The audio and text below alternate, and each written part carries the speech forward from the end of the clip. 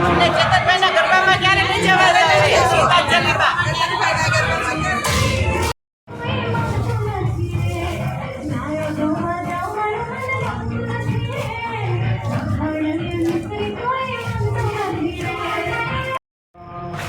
ચેતનભાઈ, તમારા ગીતાંજલિ રાસ ગરબા ક્યારે શરૂ થવાના છે?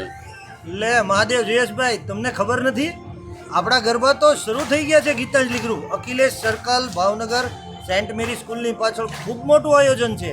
ચાલો તમને હું ફેમિલી સાથે પધારો દેખાડું. ચાલો.